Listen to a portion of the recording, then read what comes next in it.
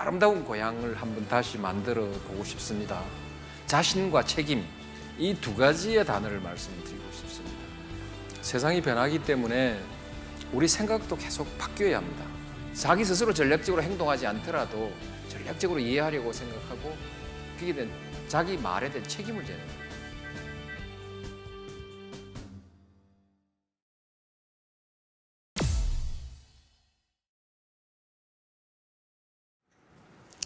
손자와 함께 있는 시간이 가장 행복하다는 내용의 기사를 본 적이 있습니다.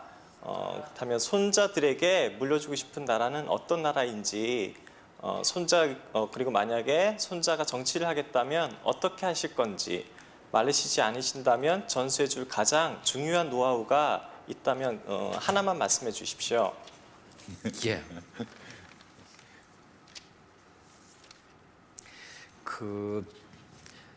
어떤 나라냐, 이제 그것은 참 그때 뭐 선거 때도 이런 나라 많이 얘기했고 대통령이 되고 나서도 뭐 이런 나라 얘기 참 많이 했는데요. 그 너무 많죠. 뭐 너무 또 뻔한 얘기고요. 근데 어떻든 제가 대통령 되고 난 뒤에 그나저나 우리 국민들의 정부나 권력에 대한 우리 국민들의 지위는 좀 많이 향상된 건 사실 아닙니까? 그렇게 볼 수 있겠죠. 전체적으로 정부가 하는 일이라든지 좀 투명해진 것도 사실이라고 생각하고 사실이죠. 또 어떻습니까? 국정원 이제 겁 안 나지요? 뭐 개혁을 할 과제가 얼마나 있는지 제도적으로 어떤 개혁을 해야 되는지 모르지만 지금처럼 가면은 제도적으로 크게 개혁하지 않아도 별 일탈하지 않고 2003년부터 소위 산업 스파이를 열심히 잡아가지고 네. 요즘 보도에 일부 나오고 있죠. 지금 사이버 보안 이런 부분에 대해서도 중요한 역할을 제가 시켜놓고 있습니다. 국정원은 대통령이 민주적이면 민주적인 기관이 되고 그 전까지는 못 그랬습니다만 이제 지금 와 있는 수준은 이제 대통령이 나쁜 일을 시키지 않으면 혼자서 나쁜 일을 하지는 않을 수준까지 와 있는 것 같고요. 국세청 요새 좀 일반 서민들 편에 좀 서 있는 것 같지 않습니까? 옛날에 힘센 사람들하고 좀 가까운 것 같아도 요새는 힘센 사람들 조사도 좀 많이 하는 것 같지 않습니까?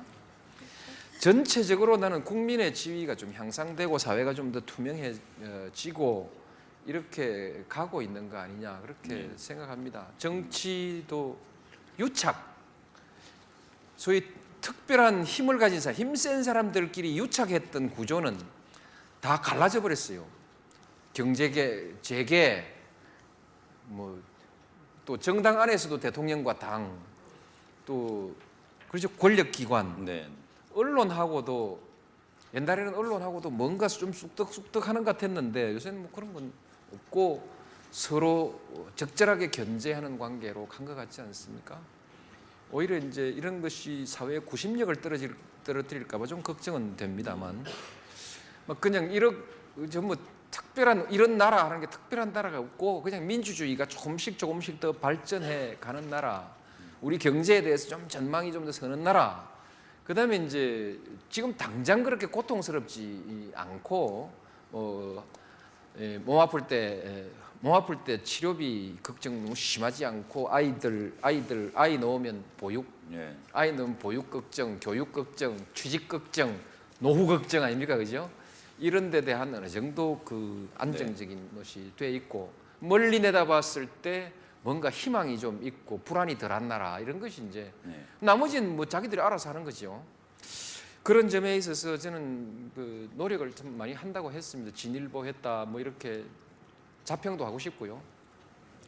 경제 부분에 있어서는 눈부신 진보는 없지만은 훨씬 안정된 거 아니냐, 훨씬 안정되고 제도화된 거 아니냐. 이렇게는 내가 말씀드릴 수 있을 것 같습니다. 제가 이제 옛날에 맨 처음 데모하고 할 때 내 아이가 어떻게 하면 대학교에 가서 데모 때문에 고민하지 않을 수 있을까? 그때는 데모하면은 평생 취직길이 막히는. 우리 간단하게 생각하지만은 내가 그때 변론을 해줬던 그 학생들은 평생이 막혀버린 아이들이었습니다. 대학교에서 데모하다 걸렸으니까 평생 앞길이 막혀버린 아이들. 내 아이가 거기에 섰다고 생각하면은 하라고 할 수가 없어요. 말리지 않을 수가 없거든요. 그러나 또 그때 불의를 보고 불의라고 말도 못하는 자식 그거 키우면 또 막겠냐는 생각도 들고 이런 고민이 있었는데 어쨌든 그 이제 아이가 5학년 때쯤 제가 이제 피크였는데 대학교 가서도 뭐 걱정 안 하고 뭐 그냥 잘 지내고 요새 그냥 잘 지냅니다. 이제 손자 손녀인데 손녀한테 손녀를 위해서 시골로 농촌으로 가서 농촌의 자연을 좀 복원하고 우선 개인적으로 자연을 복원하고 농촌의 공동체를 좀 복원하고 아름다운 농촌 가급적이면 고향에서 아름다운 고향을 한번 다시 만들어 보고 싶습니다. 왜냐하면 나이가 많으면 이제 아무도 찾아오지 않습니다. 사회활동을 그전처럼 정치 그전처럼 하고 싶진 않고 자식도 안 찾고 뭐하러 오겠습니까? 돈이 떨어져야 찾아오지요. 사랑스러운 손녀를 다시 불러들이는 방법이 뭘까? 생각했는데 고향을 아름답게 꾸며놓고 그 올챙이도 좀 있고 깨구리도 좀 있고 메뚜기도 좀 있는 마을을 꾸며놓으면 지가 어디 가겠냐. 결국 우리 아이들한테 우리가 준비해줘야 되는 국토의 한 공간에 대한 제 이상입니다. 아이들에게 우리가 돈은 대강 걱정 안 해도 될 것 같고 자연 아름다운 이런 아름다움이 있고 생명이 살아 있는 그런 그 농촌 그걸 복원시켜서 우리 아이들이 언제든지 이용할 수 있게 하는. 내가 이제 뭐 혼자 전국을 그리 하면 좋겠지만은 그게 마음대로 되는 일이 아니니까 정책은 그 방향으로 권고하고 있습니다만 제 스스로는 이제 무슨 그걸 한번 해보고 싶습니다. 성실하게 답변해 주신 대통령님께 여러분 좀 뜨거운 박수 보내주셨으면 좋겠습니다. 수고 많으셨습니다. 그리고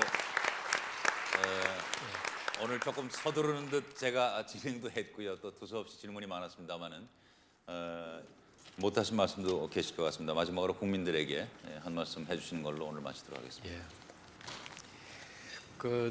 여러분 지켜봐 주셔서 감사합니다. 그리고 또 알뜰하게 질문 준비하시고 또 오늘 나와서 수고해 주신 분들께도 감사드립니다. 항상 느끼는 것인데 세상이 참 빠르게 변화하고 있습니다. 제가 15년 전에 이것이 답이다 했던 것이 지금 맞지 않게 된 것이 너무 많아져 버렸습니다. 몇 가지는 여전히 답이다라고 저는 유지해 가고 있습니다만 몇 가지는 그건 답이 아니었다 이런 것이죠. 근데 세상이 변하기 때문에 우리 생각도 계속 바뀌어야 합니다. 따라서 변화해 가야 하는 것이죠. 그래서 생각을 바꾸자. 물론 마음을 바꾸지 말고 마음이나 생각이나 그게 그거지만 사람의 그 기본적인 도리에 속하는 것은 기본은 바꾸지 않되 방법에 관한 생각은 바꾸자. 그러니까 가치에 대한 인식은 그냥 가져가되 방법에 관한 생각은 빨리 바꿀수록 좋다. 바꾸자 이렇게 말씀드리고 싶습니다. 지금도 마찬가지로 항상 생각을 바꾸자. 지금 이 시기에 그럼 뭔 생각을 하면 좋겠냐라고 하면 제가 여러분들께 두 가지를 말씀드리고 싶습니다. 자신감을 좀 가집시다. 대한민국 국민으로서 자신감 좀 가지고 한번 해보자. 이렇게 말씀드리고 싶고요. 두 번째로는 책임 있게 앞으로 생각하고 말하자. 좀 책임 있게 말하고 행동하자. 이렇게 책임이라는 걸 말할 자신과 책임 이 두 가지의 단어를 말씀드리고 싶습니다. 책임이라는 것은 사물의 본질을 깊이 문제의 본질을 깊이 있게 이 구조적으로 분석하고 그 사물을 둘러싼 그것을 구조적으로 분석하고 주변 다른 사물들과의 관계를 구조적으로 분석하고 그래서 해답을 내고요. 그야말로 내가 어제 했던 얘기와 오늘 했던 얘기가 바뀌었으면 왜 바뀌었는지를 스스로 분명히 이유를 알아야 됩니다. 이유도 없이 바뀌어버리고 그렇게 해서 자기도 혼란스럽고 남도 혼란스럽고 그런 것이 아니라 좀 본질을 분석하고 전략적으로 사고해야 되는 것이죠.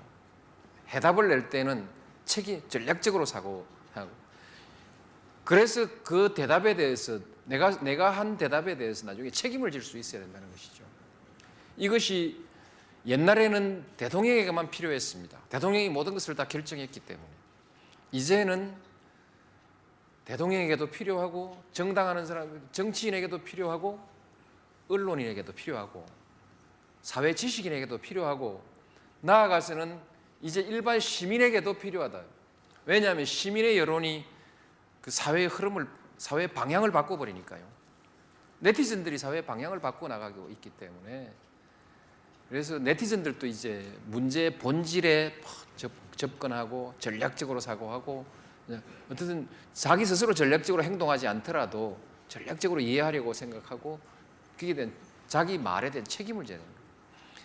그래서 앞으로는 언론의 문화가 높아지는 수준이 높아지는 것도 대단히 중요하지만 인터넷의 수준도 높아지지 않으면 안 된다.